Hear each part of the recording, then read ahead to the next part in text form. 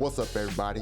This is DFO, and today we're going to be sitting down for an interview with Amid Jones, aka Sarge the Car Guy.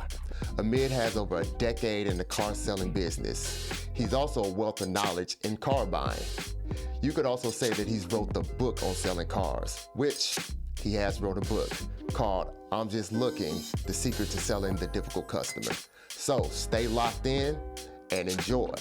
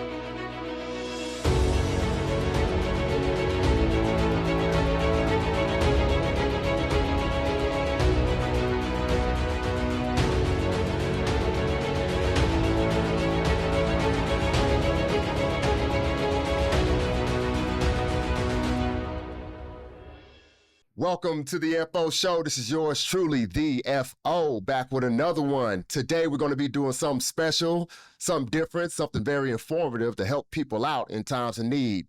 Now, I've had people come up to me before, younger people especially, because apparently they think I know these things, but I usually buy my own cars, cash money. But as far as financing, I'm not too in-depth and knowledgeable on it. But lucky for you, I have just the person.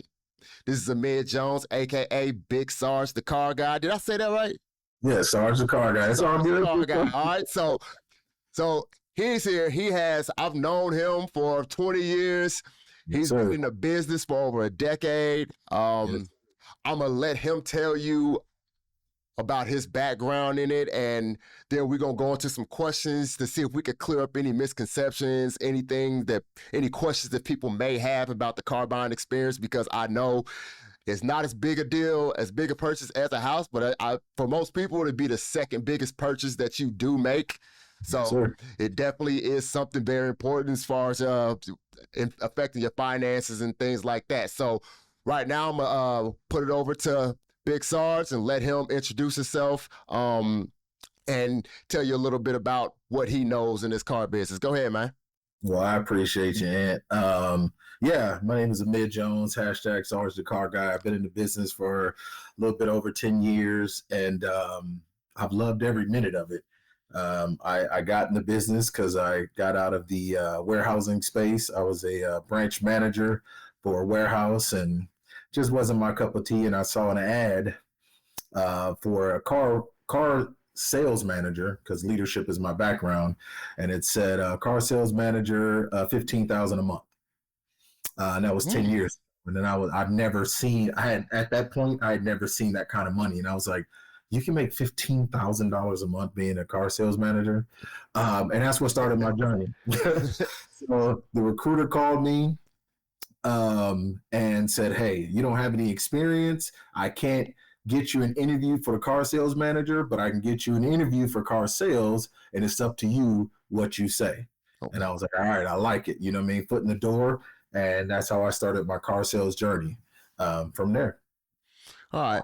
So we're going to go through some questions. I compiled this list thinking about me, because I have financed cars, but thinking about some things that I would ask, or questions I would have, or just I ask random people, like, what are some things that you thought about and stuff like that.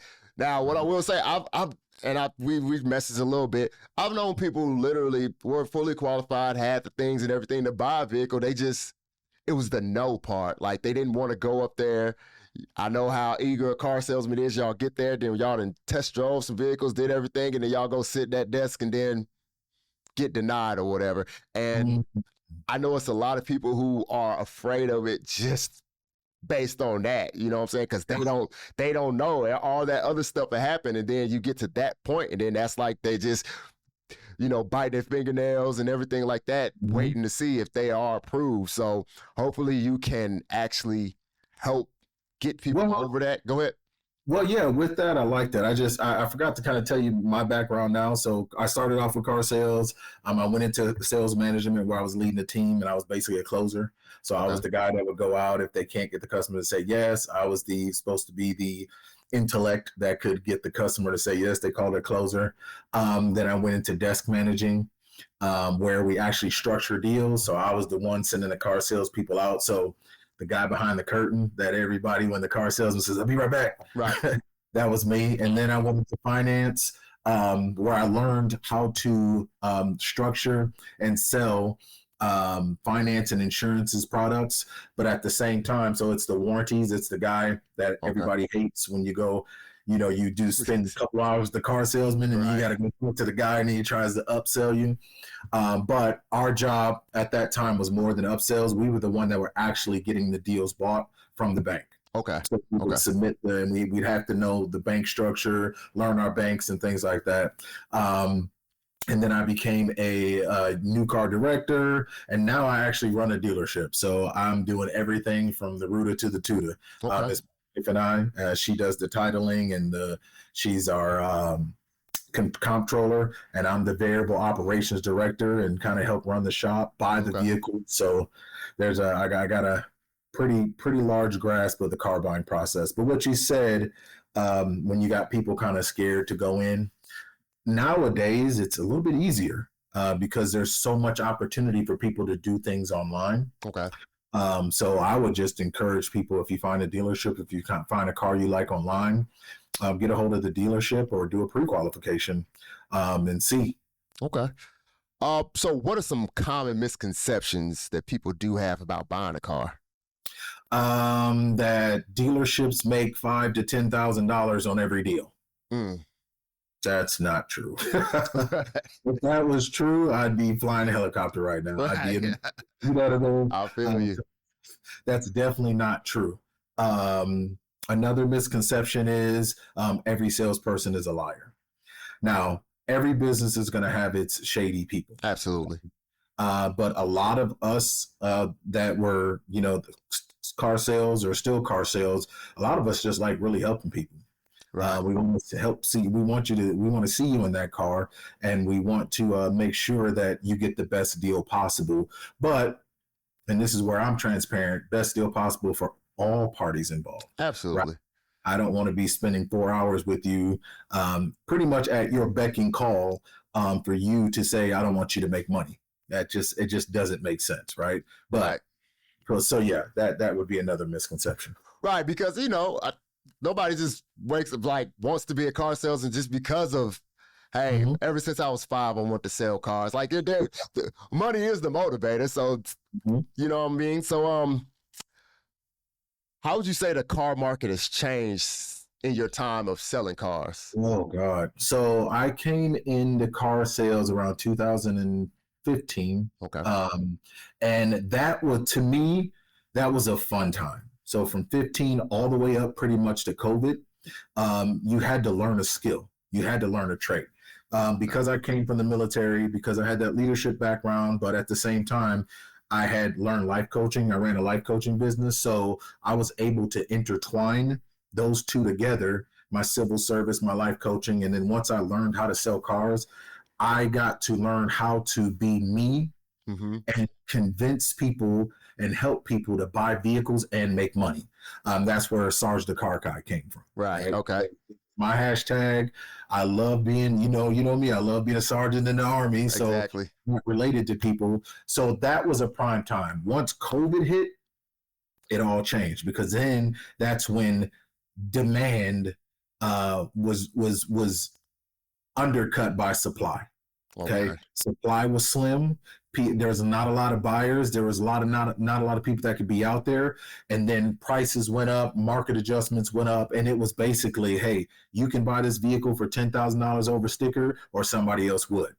So that adopted a culture of about 4 or 5 years of salespeople that were just making money because they could. Right. There was no skill set anymore. And now what we're dealing with is that reset of the post-COVID. But guess what happened to all those salespeople for those 4 or 5 years? They turned into managers. They turned into leaders. So now there's this weird sense in the market to where people are, it's the blind leading the blind. Right. The skill set, the people like me aren't around too much anymore, right? And now the customers, what? They're pissed because for 4 years straight, Right. they were getting overcharged on sticker and all this stuff. So yeah, there is an absolute reset going on in the market right now. I've been feeling it at my dealership. Haven't sold too many cars because people are upside down, meaning they owe too much more than what the car's worth because of those years of COVID. Okay, and I can definitely understand that, man. Because like you saying, basically it's like the vehicles really were selling themselves because it's either you had it or you didn't. It wasn't like, you know what I'm saying? So I get that, and I get how frustrating that could be. Just a little for me with me, I was a recruiter in the military, so based on the how things were going, if they needed a lot of people, if they didn't, that's just how it went. So It's tough. not all the way the same thing, but you are trying to, sell something to somebody, what do you think the most challenging part of your job is? The mentality, Okay. the ebbs and flows, and consistency. The car business, you can be, once you set where you're successful at, which there should never be a limit of success, right? Right. But let's just be real. Not everybody has that, what like ET says it, not everybody has that dog, right? Mm-hmm. Not everybody's gonna have that. I'm gonna sell 80 cars a month. If that, you know what I mean? So when you get to the point to where you realize like, okay, I'm a 10 car, I'm a 15 car guy or gal, or I'm a 20 car guy or gal, you need to realize that not everybody's going to be consistently 20 cars a month. You may have 25, you may have 10, you may have 15, you may have 20. But if you can get used to that ebb and flow of the business, you will see a straight line trajectory where your average is where you need to remember. Okay. And it's the mental, like this month. Bruh, down bad. But does that mean that I'm gonna be down bad next month? No, next month may be incredible. Right. And that's what I look forward to. I don't look forward to the down months. I look forward to the incredible months. Right. Okay, so what do you think some important questions a person should ask when they come onto your lot? Anything they want, honestly. Definitely want to know. I hear a lot of what's your bottom dollar? Guys, that's not a real thing. There's no such thing as a bottom dollar, right? The best thing you want to ask is, if you're buying a used car, look for the Carfax, look for the vehicle history. You want to know what their service department has done with that vehicle. Okay. So you have your vehicle history report, but then you have, what did the dealership do to that car when they got it in? Right. Either they took it in on trade or they bought it at the auction, right? And when you do that, was there an oil change done on it? Was there this done on it? Where's that? Where's this? So you want to know the history. For new cars, you want to know incentives. Okay. The first thing you want to ask, are there any incentives? Are there any rebates? And how do I take advantage of those incentives and rebates, right? Because it's kind of like going into a store, and if you don't see the buy one, get one free rack, and that same suit is sitting over there for $80, but you could have bought it for, buy one, get one free. It's not the cashier's fault you didn't see that buy one, get here free, right? Right. So definitely do that. Other than that, just, I would ask about taxes, because there's some states that require you to pay sales tax and property tax up front. I live on the border of Missouri and Kansas. I sell in Missouri, but we border Kansas. Missouri, we don't have to include sales tax. You don't do that. Customers, when they go register a vehicle, they don't have to pay property tax up front. Kansas, total opposite. If you buy a vehicle in Kansas, your sales tax is due at signing, and then when you go register the vehicle, your property tax is due. Okay. Ask those questions so you don't put $5,000 down, and then you get your card and you go to the DMV and they say, okay, so it's going to be $3,000 for sales tax. Okay, I got it. So, what's the difference? I've had this question before. What's the difference between, or any like pros, cons, or whatever, between a buy here, pay here, or like getting financed through a credit union or anything like that? What's the pros and cons or the differences in those things? You know what I mean? Yeah. So buy here, pay here are for those that don't have the best credit, meaning, I'm trying to say this in the night. I'm a car guy, so we have a saying that says you can't finance the steam off a hot dog, right? So basically meaning like, look, you made some bad decisions. You can't get anybody to help you out. So like my dealership, we do buy here, pay here. So let's just say I took in a car for $1,500, right? Okay. Now this is our structure. There's some other buy here, pay here structures. There's some big buy here, pay here people that they only require $500 down, right? Okay. You put $500 down, you get put on a set payment. Let's just say it's $400 or $500 a month, and you pay 22% interest. But that all gets financed through that dealership. So that's in-house financing. Okay. Meaning we report the lien to your title, and you pretty much make your payments towards us. Okay. And that's what we do. Our structure is if we have a low end car that we've taken in for, if we take it in for 15, $2,000, we're going to ask you what we have in the car. Okay. Because there's cost and then there's profit, right? Right. If we bought it for $2,000, we could have sold it for $8,000. You know what I mean? So, but if we can get our $2,000, then you'll be put on a $400 a month payment, 20-something% interest, right? And you will have that flexibility to where it won't be reported to your credit report.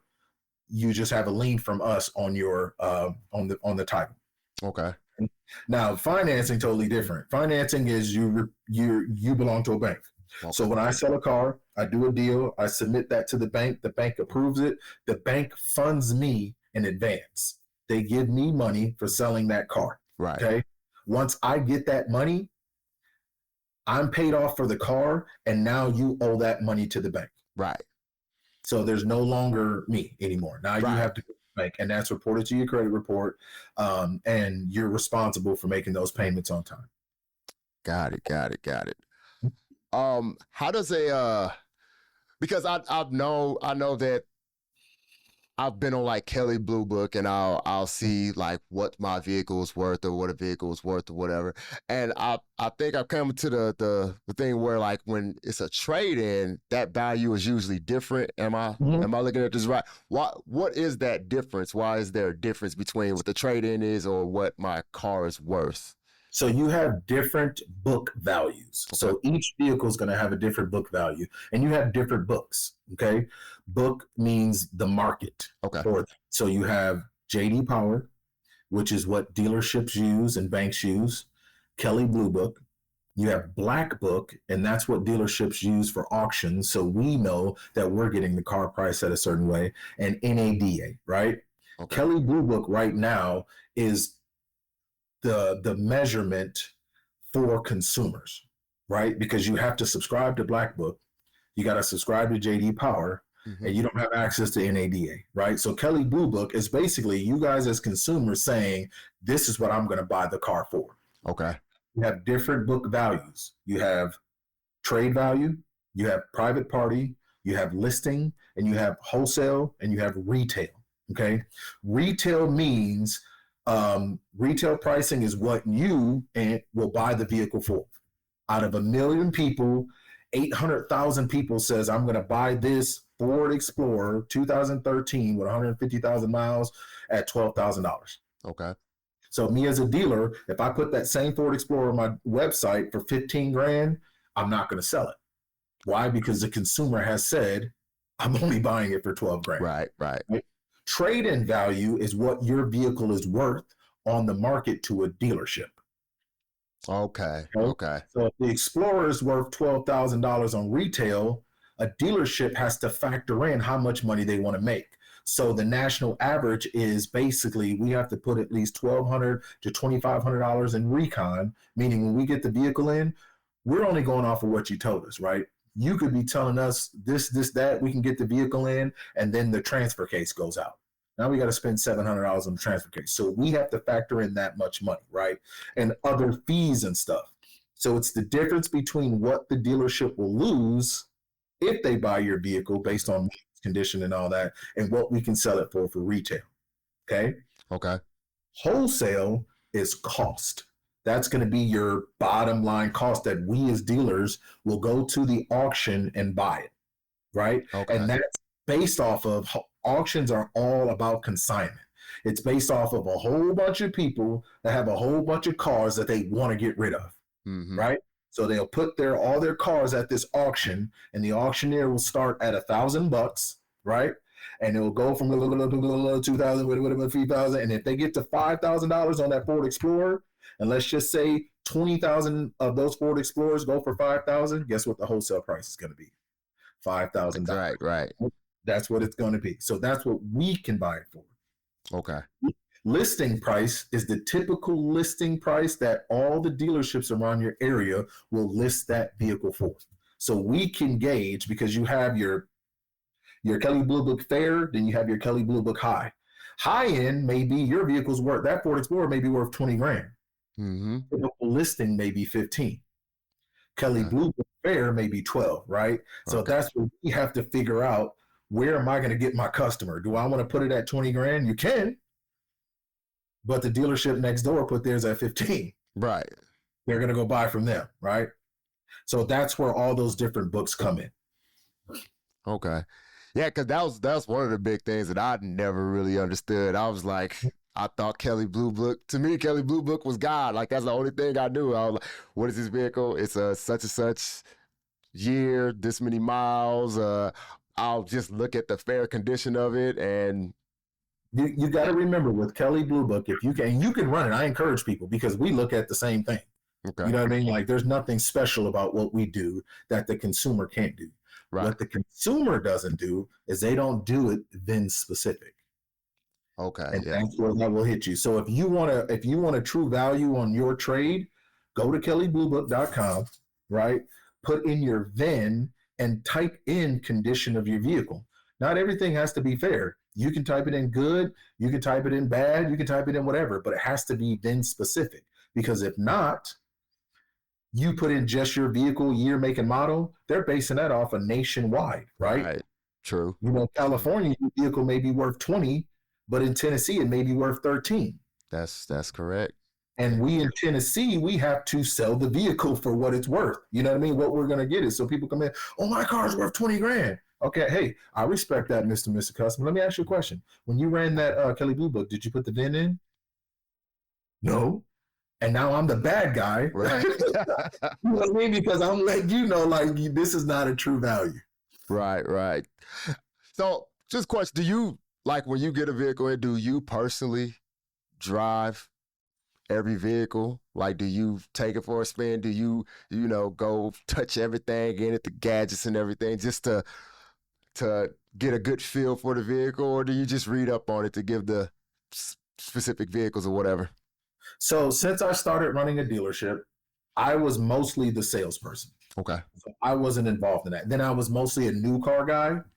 So, our cars come from the manufacturer, shipped down, but there's not too much testing we needed to do. When I partnered with this dealership that I'm with now, there was a guy that had been buying cars for 20 years, and he taught me his process. So to speak for myself and my dealership, yes, he taught me to touch every vehicle, drive every vehicle. We hook it up to the scanner.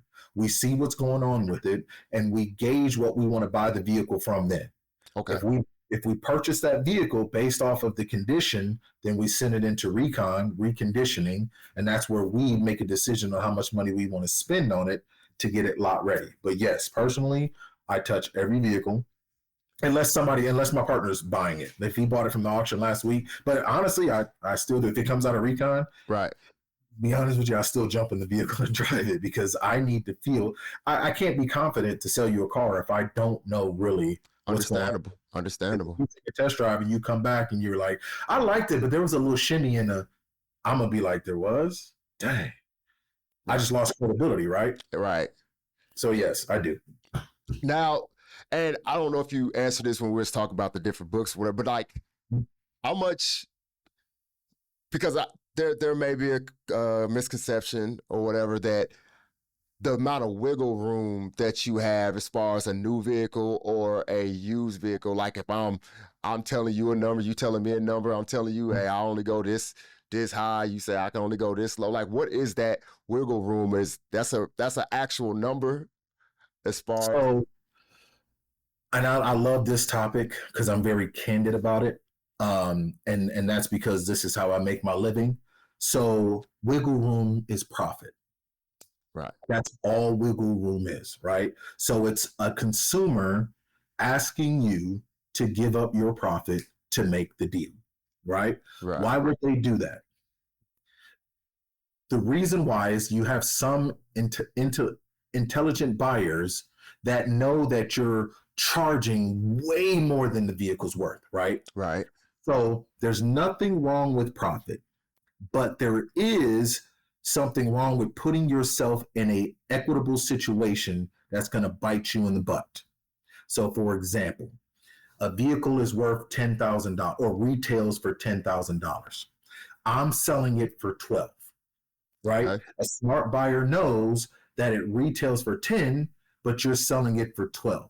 right, There's that wiggle room because the smart buyer's like, well, I know this vehicle on the market is worth 10 grand. They may do their homework. They may go to cars.com, car gurus. They may see 15 in the area that are only listed for 11, but you're selling it for 12. Why are you doing that? Well, there's some of the reasons why, because some dealers buy vehicles wrong. okay, So a dealer may have bought the vehicle for 10 grand, put $2,000 worth of recon in it. Now they have pack and all this other stuff. So they're in the vehicle for 13. right, Whose fault is that? It's not the right, consumers. So it's the dealer's fault. okay, So the back and forth is the dealer trying to protect right, something that they made, right? And sometimes we can't control the decision. Sometimes, for example, I had a vehicle that I bought that I thought I could make 4 grand of profit in without overcharging, right? right, The market changes every 2 or 3 weeks. The market dropped 4 grand on that car. wow, There's not, what can I do about it? right, Right. But if I would have bought that vehicle wrong, I would instead of being breaking even, I would have been upside down $4,000 in that vehicle. Jeez. And now we're going back and forth. Antoine, look, the vehicles were, I had to change the price. And guess what? Some consumers say, smart buyers, dude, you had this vehicle on your lot for 60 days, bro. God dang. I know you're losing value, bro. Dang. I know you got to get rid of it, bro. Dang. I know you want to free up that cash, bro. Dang. You know what I mean? right, If dealers buy wrong, then that's where the fight comes in. Or if there is a lot of profit that they can hold and they know that you're about to say yes, they're not trying to give up that profit. Profit's not a bad word. It's not. right. That's why we do all this. It's only bad if you lie to the person. And I always Absolutely. said that I was a very profitable salesperson. I had somebody told me I came and I paid $7,000 more than what I wanted to pay, and I knew it. But you know what? You were an amazing. He said I ran into a salesperson. So there's nothing wrong with profit, but if you buy wrong, dealers, if your car dealers out there, don't put that on the consumer. And consumer, if you know we're making you a deal, take the deal. And that's with anything. That's another thing I did love how you explain that, because there's some people just in any type of industry, in sales or whatever, they just not honest about it. But I know you're doing this so you can make money because you have a family, you have bills. You didn't just get into this because you woke up one day as you was a 5-year-old and said, I just want to be a car salesman. There's nothing wrong with being a car salesman, but why do you want to be a car salesman? Exactly. It's like that. Even if I want to be a doctor, yes, I'm helping people. Doctors make a lot of money. If I want to fly planes, it ain't just because I need a mid to get from one side of the country to the other side. I just really care about them getting from one place to the other faster. No, pilots make a lot of money. I'm doing it. Money is the main motivator in stuff. So when I go in there as a consumer, I know I want to spend the least amount of money as possible. Mm-hmm. I know you want to make the most amount of money as possible. But there is going to be I would, like I said, I would send my child to you and not even go. And I feel like if she drive out of there with a vehicle, I feel like she's taken care of. Only thing I'm gonna call you, say, hey, appreciate it, man. You couldn't get them new tires though, but you know what I'm saying? some new wheels, something. Man.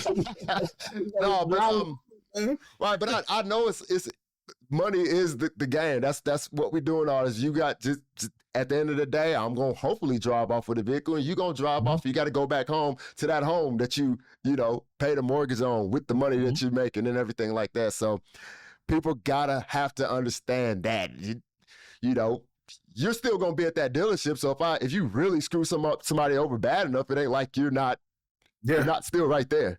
You know what I'm saying? So and the best thing to do is know your equitable situation before you go into the dealership.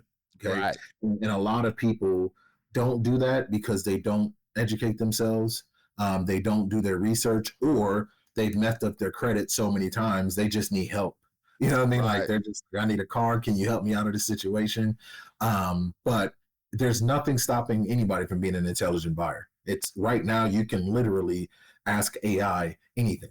Right. True. You can ask them anything. I use Chat GPT like Jarvis from Iron Man.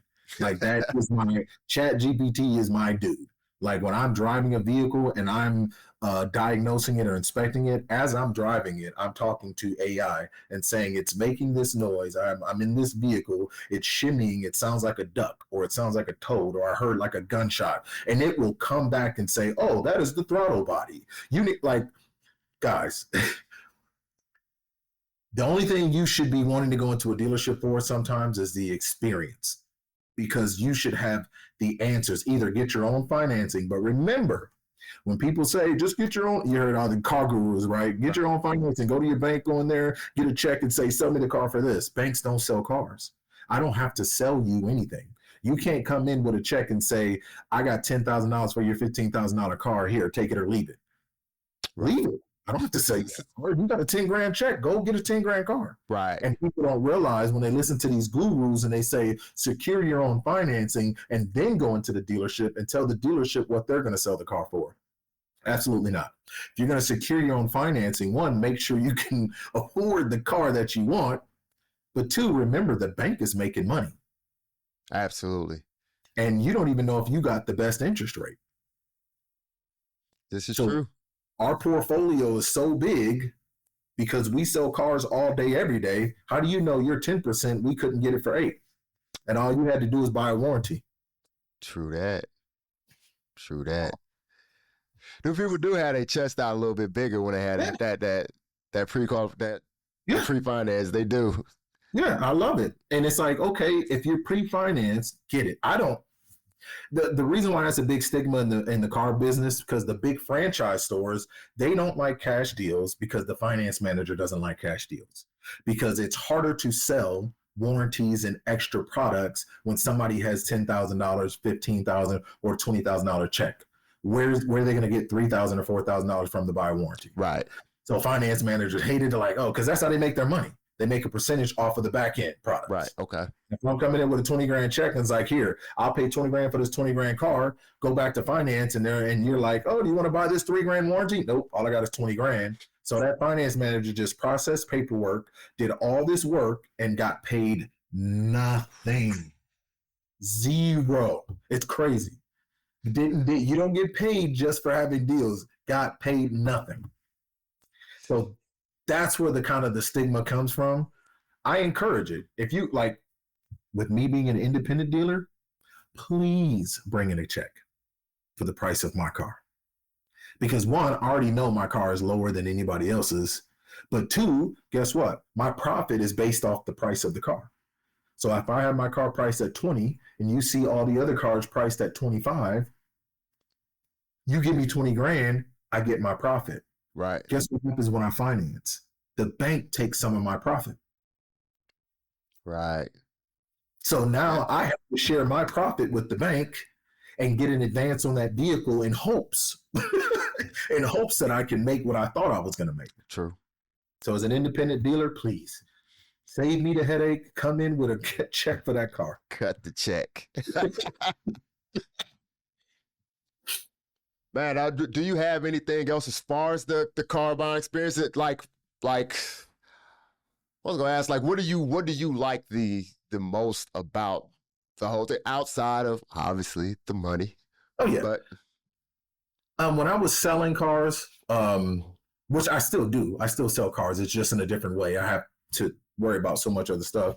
But when I was on the showroom floor selling cars, I loved selling cars. I loved entertaining people. I loved taking care of people.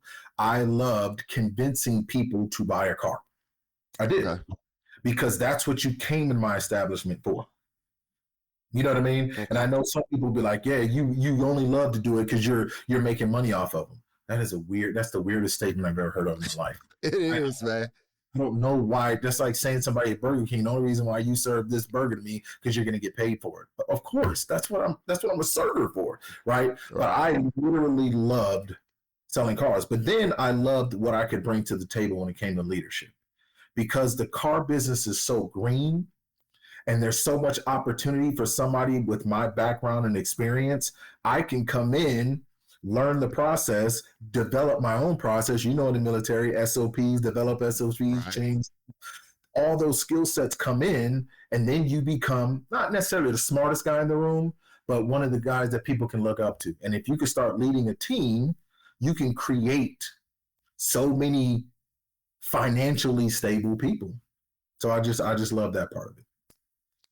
And hey, I love it too, man. One day I'm gonna finance a vehicle again. I think one day. And I if just don't like making payments on stuff, man. Really, it's honest. So I always tell people, if you don't have to finance a vehicle, if it makes sense, right? So let me ask you a question. You go in and you have, let's just say 1 year, you got an amazing year. You put up 300,000 on the books, right? You doing good. And you're like, I always wanted to go get that Yukon or that Tahoe, right? I got 50 grand to drop on it. Right. But then you go into dealerships, the brand new Tahoe, you're like, I got 50,000. And they say, hey, if you finance this, I can give you a $10,000 rebate and I can give you a $1,000 military rebate. And all you got to do is keep it open for 3 months. Would you do it? It sounds real enticing. That's $11,000 off of a vehicle. Why wouldn't you? And all you got to do is pay 3% interest for 3 months. So one big nugget, if I can give, if I have time. You good. The car business is a money game. So people get so wrapped up into, man, I got out the dealership and they hit me up with a 72, 84-month term and I'm at 15% and they screwing me over because I'm be paying $700 a month for 7 years. Whose choice is that? It's your choice to stay in that loan, right? But let's just say we were the only dealership that could help you out at the time. Get into the car. Yeah, you're at an 84-month term, paying $700 a month at 14% interest. That's not that good, right? Right. But what's good is you have control of your money. If your credit was a 620 just on the threshold and you needed this car to get you to a 660, 680, or 700, pay your dues. Pay your interest for 8 months. And then right after, at that 8 months, go to a credit union, refinance. Guess what? You're refinancing the principal balance. So you're not refinancing the whole amount of the loan. Right. And then now your 13% at 84 months went to 60 months at 6%.